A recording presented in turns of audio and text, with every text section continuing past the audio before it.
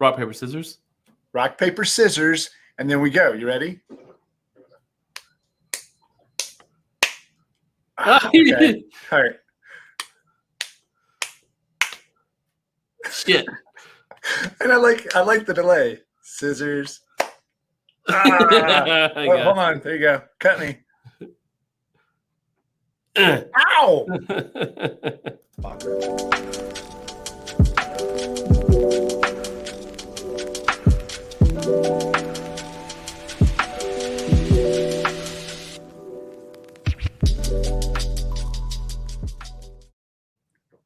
I said a bad word right at the end. That was a good cut. It was awesome. I can't wait to see how it comes out. How are you doing, man? How's it going, Gene? It's good, man. Had a great long weekend. Yeah, the big holiday weekend, the big 4th of July. What'd you do? We had a party. We had a lot of little people come over, like 3, 4, and 5-year-olds playing in the pool. Wait, what? Yeah, playing, hanging out, having fun. That sounds fun. We shot, this is the thing. I was so glad it rained as much as it did because there are a lot of idiots shooting off mortars and doing all that kind of stuff. And what I found is if you line up 4 of them at a time, you can really get to that 4th one and light it before the first one. Kind of. Yeah. Idiot. We got, I had fun on the 4th. Yeah, right. That was me missing. Yeah. We have relatively new neighbors, so it turns out they're fireworks people. Which was I think they probably what happened to the old neighbors? They moved. Well, they just moved out, but I think these guys spent probably $8,000 worth of fireworks. I mean, they started at dark and they went until like 2 a.m, like solid. I'm like, how much money did you spend on fireworks? Oh my goodness! It was like legit, like boom, boom, like the whole time. That's amazing, man. That's wow. In Florida, it's only legal to shoot fireworks on 3 days, and if you shoot them other than those 3 days, it's illegal. Huh? Yeah. So New Year's, Memorial Day, and 4th of July. Really? That's what somebody told me. I didn't check. That's a weird one for Florida. It seems like it'd be like whatever anybody wants to do. Oh no, fireworks were illegal here for a long time. Wow. Yeah, I mean you could do sparklers and snapping pop, and stuff like that, but not any booms or any.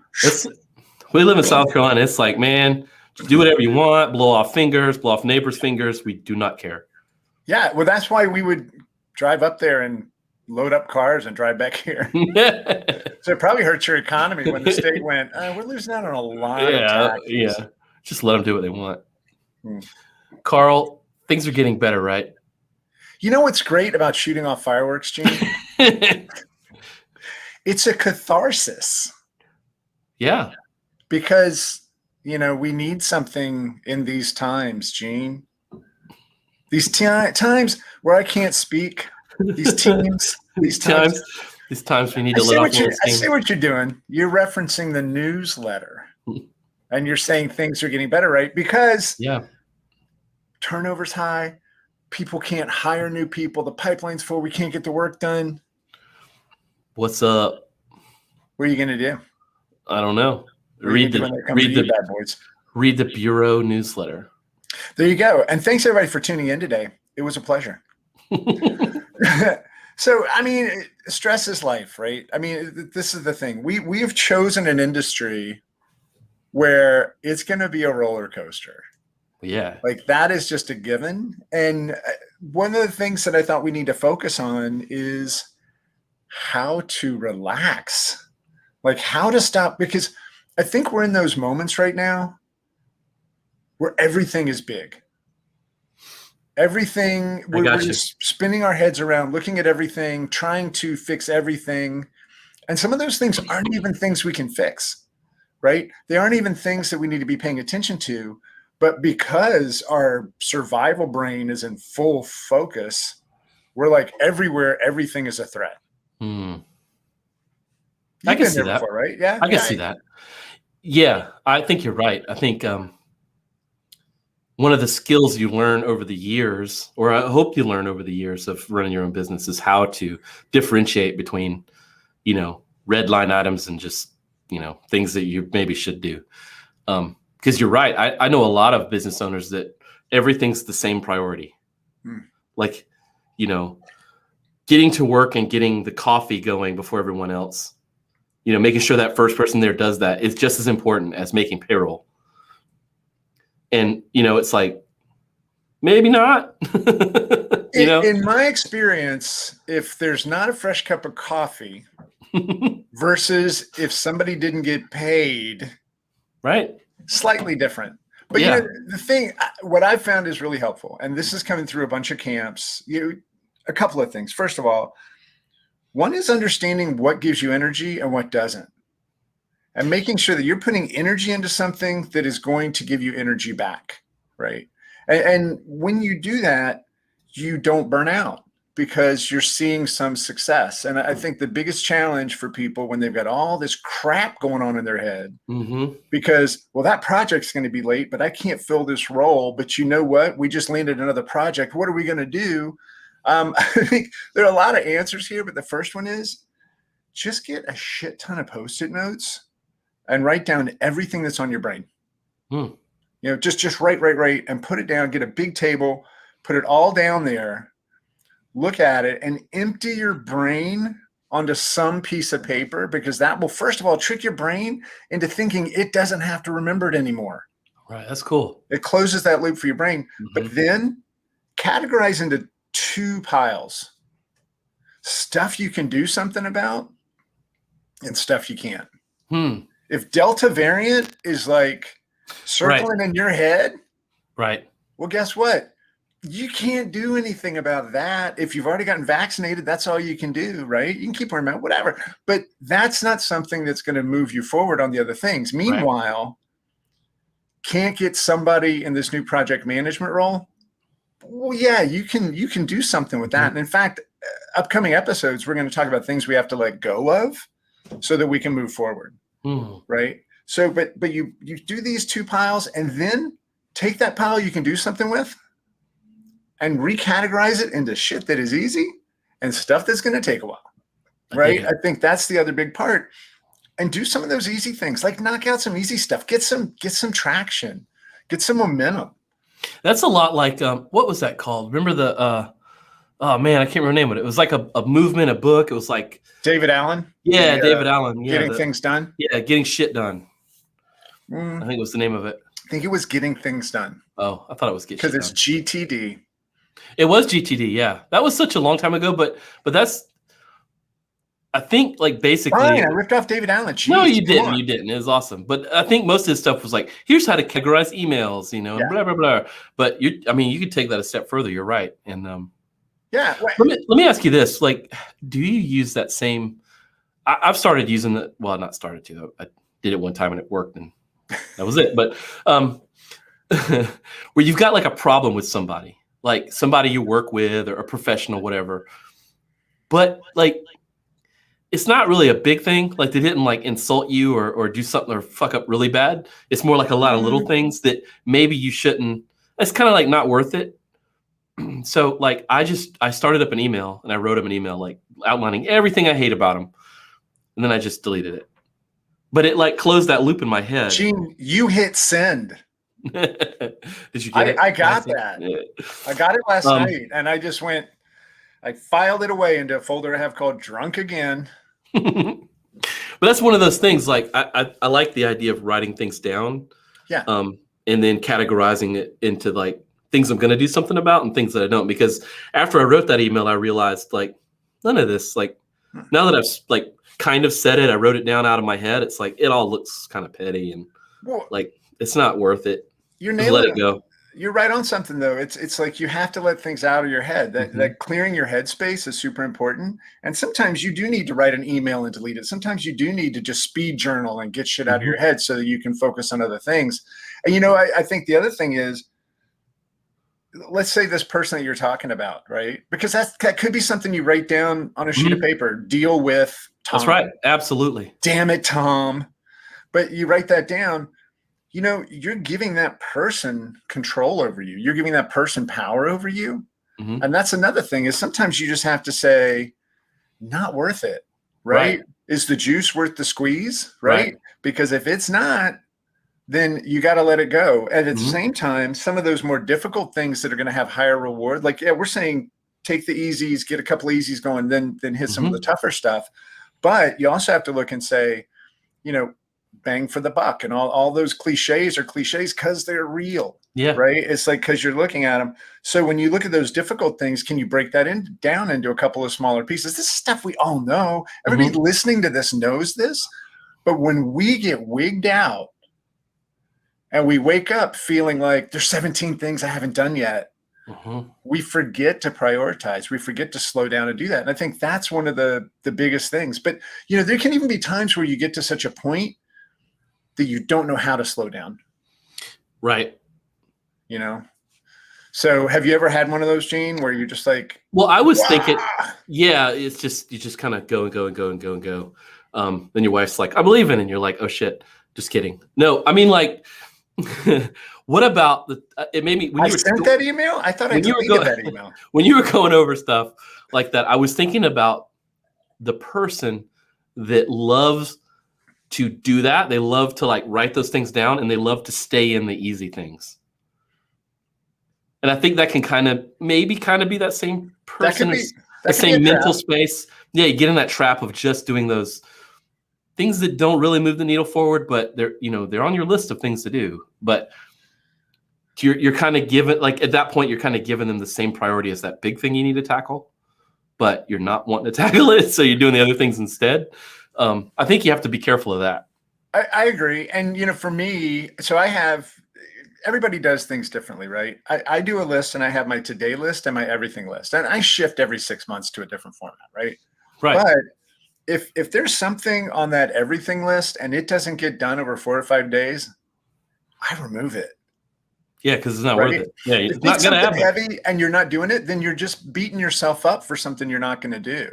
And Mhm, that's just as tough, right? That's just as hard to overcome. So mhm. if there are things you're just not going to do, even though you think you should, don't do them and just see what happens. That's good. Seriously, Yeah, really. because you may think this is something that has to happen, but you know what? I can't get to the marketing because of all the new business coming in.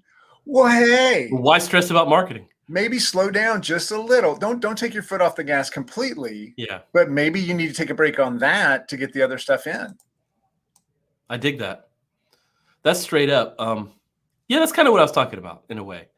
Like, we kind of hide behind certain things sometimes. Um, Yeah. and they're not always confrontation. It's just like a bit, like doing your taxes. Yeah, you should probably keep that one on the list. Yeah, you don't take. Voice of experience. Yeah. But to your point of confrontation, that's another one, right? And it can be confrontation with yourself. It Oh can be man. confrontation with your past self, right? But I would say there, when you start getting caught up in that loop, that's where you need to go for a walk. Like, forget Yeah. labeling things out and all this kind of stuff. Just go for a walk. Or, so I was reading a book the other day, and it said, okay, just focus on things that are red. Okay. So you're Okay. looking around the room, and I'm like going, okay, I see our live meter that's up there that says, 1334. I see a red shirt in a picture. I see a red light. Oh, this mic's not working. So, it's like that sort of thing. And what you do when you force your brain to look for something Mm, is it has to stop whatever else it was doing. If you do right. that in the moment, you have to do this now. Right. Another trick that I put in the newsletter that I thought was super fun is this. It's called the mammalian diving reflex, where basically, if we hold a glass of ice water, or if we slowly drink the ice water, if we put an ice cube on our tongue and let it melt, Mm-hmm. it makes our brain think that we're going underwater, and it totally shifts things around, That's right? cool. It makes our nervous system know it's going to have to relax because we're getting ready to go somewhere that's cold. Mm-hmm. So it's going to have to get ready to deal with that. And that to me was just like, it's kind of, we all know that most people know like box breathing, like in for 4, hold it, out for 4, hold it. Like that works really well too. But I really enjoy, That's enjoy. cool. You don't always have an ice cube, but if you've got a cold glass of water and you just hold on to it, Mm-hmm. it changes your body chemistry. It like has to to shift what it's doing. Maybe not body chemistry. Maybe I'm out of my depth now. See what I did with the diving? Out of my. No, I dig it, man. That's absolutely right. You stole my thunder with the box breathing a little bit. No, I'm giving that to you. That's a good one. I coach a lot of people on box breathing. We have classes on how to box breathe and stuff. And I find that's a good one, particularly when you're in a situation where you're maybe panicking a little bit before you go on stage or make a big presentation, or you have to have that confrontation with somebody. I love this one that you're talking about, changing something like the ice or whatever. Because it's not going to damage you, neither is box breathing. No. Like you have one about taking a walk. That's a good one. It's well known. Steve Jobs always walked when he had meetings. Because it changes your brain chemistry a little bit, because you're doing something. Yeah, you don't want to fall over. Splitting your conscious a little bit. Conscience a little bit. Consciousness. I don't know what word I'm going for. Mammalian. Mammalian. Well, that's a good one. It's about calming down. I think you mentioned like Delta variant. I feel like, you've talked about this before, we're not meant to handle stress for this long. And, for most people, I'd say 8 to 9 months, solid. I mean, we've been dealing with shit for a year and a half now, but or over a year and a half, but 8 to 9 months solid, you were in stress, you were in emergency, get shit done mode, probably. Good on you if you weren't. We can learn from you. But how to deal with that shit. And I think it broke a lot of people's brains in terms of being able to deprioritize shit that's real, and then like shit that's not really an emergency. Cause like if you got stuck and listened to the news and stuff, every single day something was like a life altering event, and it's like, it's just not, it just isn't.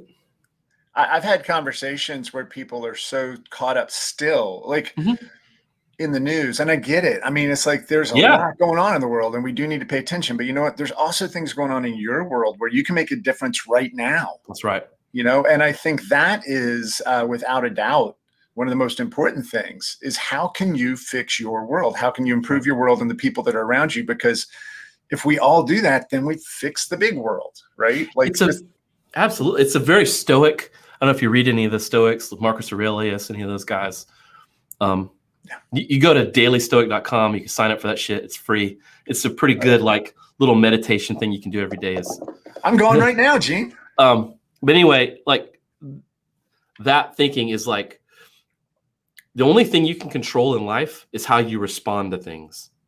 And I think if you ground yourself in that, like no matter what happens, it's not the thing happening, it's how you actually respond to it, which is what affects the world and it affects you. Then that gives you a sense of control over things you don't have control over, because I think it's hard for a lot of people to deal with. The world is just chaos, man. Like everybody wants a conspiracy theory, like the world's not out. Yeah. The world's not out to shut your business down. You know what I mean? Like you said it before, no one gets a client and then have the client like, great, I signed up for these guys. Now I'm going to try to fuck them up. I just gave them 50 grand. Yeah. Let's see how I can derail it. Yeah. Nobody, like there's no conspiracy. Yeah. Like it's just, if you approach it that way and approach everything that the client brings to you as, well, I could react poorly or I could react professionally and get some shit done and not take it personally. Like, you can make some progress. And I think you'll also get out of that rut of like just fucking worrying so much. Well, yeah, no, that's definitely it, right? You have to get out of worry. And it's so funny. I have this stupid mantra that I'll use sometimes that just says worry and work start the same. Worry and work start the same. Just thinking about it. And it's like, okay, one of these has a real impact and one of them doesn't. And so when I feel myself getting there, I'll just be like, don't worry, work. Like just do something that makes something better. That's breaking that log jam. It is. It's changing it's a habit, right? If you can easily fall in the habit of worrying and spinning over stuff. Yeah. You've got to use whatever whatever you can to get you out of that habit, right? Whatever, if it's going for a walk, when you start feeling, first of all, it's about having self-awareness to realize I'm having these feelings. And then you gotta break that.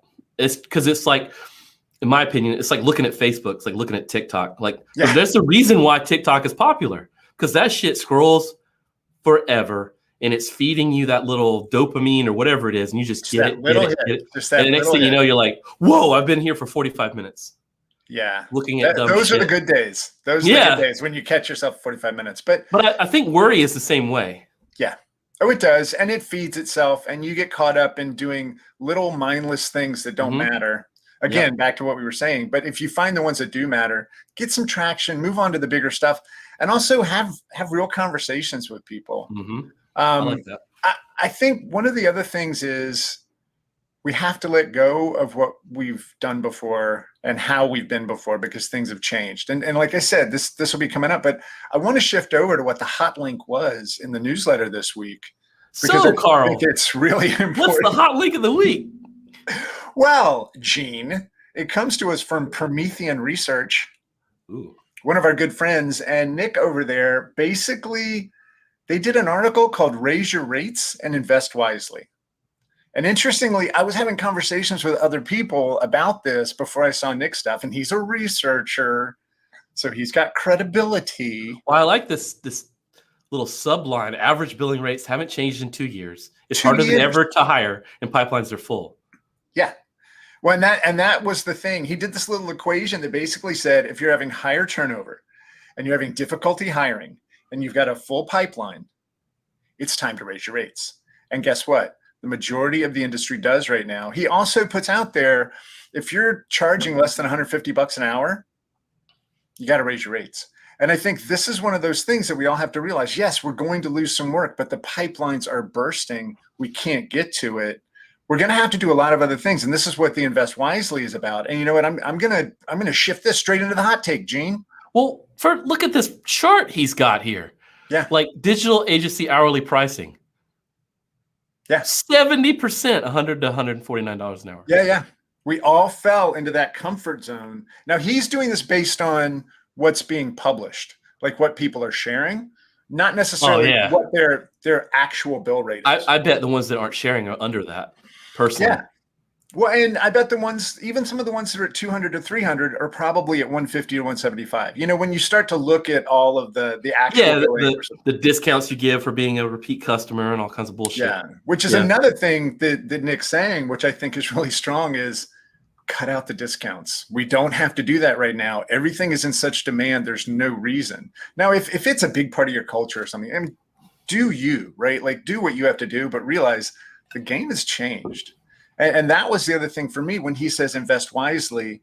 And this is what a lot of the upcoming newsletter, and I think the podcast content will be, is where do you put that money? Because you're not going to win just on money. You're not going to win just on raising salaries. Now you have to level set salaries, right? You have to make sure that people have to know that they're being treated fairly. This is the Daniel Pink Drive stuff. This is making sure that people feel extrinsically and intrinsically that they are taken care of, right? But then it's standing for something. It's your culture. It's your core values. It's making sure that you stand for something. And if other people want to stand for something, they can come stand with you, right? Because if it's just about the work and the pay, then they're going to find something outside of that that they believe in and that they're going to be part of. Also, and I think this is a huge one, right?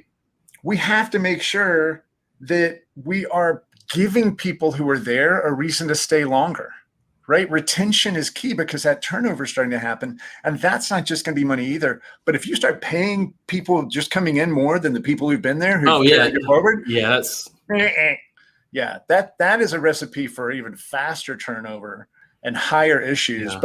But to me, I think one of the biggest things we're going to be facing is learning how to change the work that we do and learning to let go of the idea that people are going to be here forever. And that to me, I think the hottest of hot takes is celebrate when somebody leaves.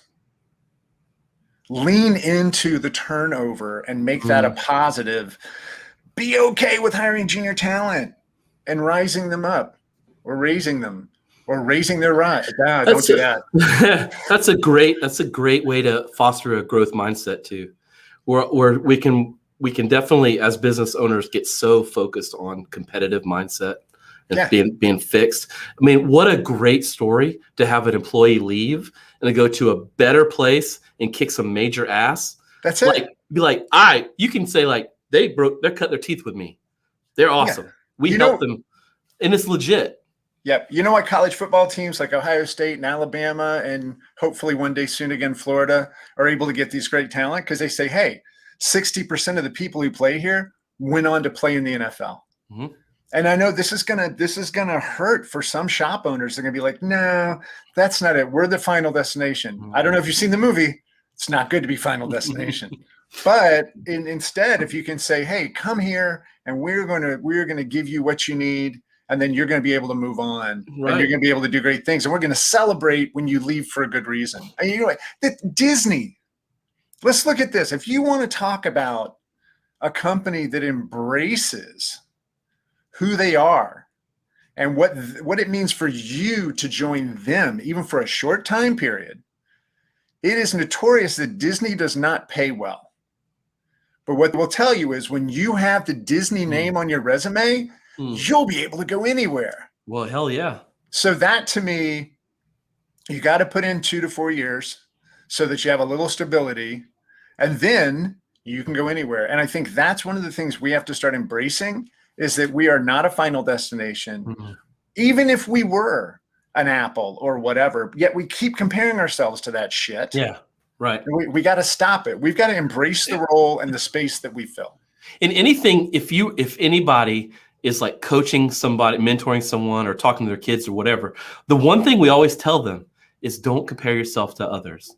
Run your own race. Yet when we get into our business, that's all the hell we do is we go, we're not as good as Apple. Like one day I want to be Apple or whatever. Why the hell do we do that? Like we forget all of our own advice.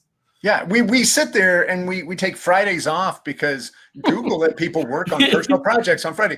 Google makes a shit ton from advertising. Yeah. You do not. What are you worried about? Yeah. Come on. It's like that. The 20% rule thing blazed through the industry, and all it did was cause all of us to have to work an extra 5 years before we can retire.